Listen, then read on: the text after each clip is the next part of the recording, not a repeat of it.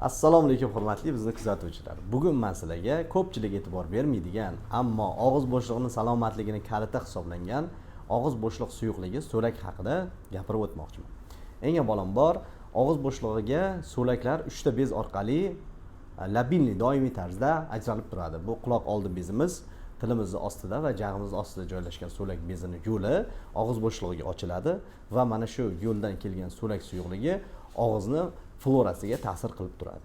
Tishlarning ustidagi emalga zarar bermasligi uchun so'lak bilan birgalikda kirishilgan pardalar paydo bo'ladi va bu parda tish ustini doimiy tarzda yangilanib, himoyalanib turishligiga sabab bo'ladi va emalning ozuqasi aynan so'lak orqali amalga oshadi va bu emalga to'g'ridan to'g'ri minerallarning so'rilishi so'lak yordamida bo'ladi.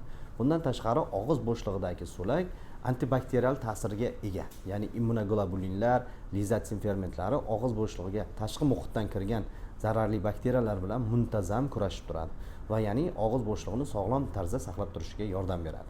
Tashqi muhitdan shirinliklar yoki ovqatlar qabul qilinganda og'iz bo'shlig'idagi so'lak aynan ular tarkibidagi kislotalarni neytrallash vazifasini bajaradi. Ya'niki oshib ketgan kislotalikni ishqoriy muhitga siljitib normal holatga olib kelib beradi. Yoki bo'lmasa og'iz bo'shlig'imizda ishqoriy muhit, ya'ni sho'r tuzli muhit oshib ketadigan bo'lsa, ularni kislotali muhitga siljitib pH miqdorini normal holatda olib kelib turishiga yordam beradi.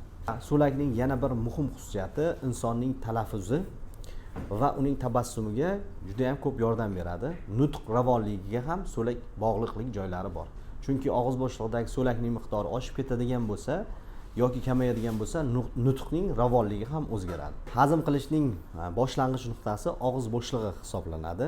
Aynan so'lakning tarkibidagi elementlar ovqatlarni, luqmalarni parchalanishiga yordam beradi va shu joydan boshlanadi. So'lakning yana bir xususiyati nutqning ravonligiga, tabassumning go'zalligiga yordam beradi. Og'iz bo'shlig'imizda so'lakning tarkibi ko'paysa yoki kamaysa, nutqimizga bu to'g'ridan to'g'ri ta'sir qiladi. Parchalangan ovqatlarni, maydalangan ovqatlarni yutishimiz oson bo'lishi uchun so'lakning ahamiyati nihoyatda kattaligini bilib oldik. Ana endi og'iz bo'shlig'idagi so'lakni normal holatda doimiy ushlab turish nihoyatda muhim. Chunki so'lagimiz tarkibi o'zgarsa, og'iz bo'shlig'ida karies kasalligini kechishi jadallashadi, oldinga siljiydi. Agar so'lagimiz kam bo'lib qoladigan bo'lsa yoki haddan ko'p oshiq bo'ladigan bo'lsa, tishlarimiz karies bilan og'rinish ehtimolligi oshib ketadi. Buni normal holatda doimiy saqlab turishga harakatlar qilish mumkin. Eng avvalambor yetarli tana vazningizga yetarli bo'ladigan suvni iste'mol qilishingiz.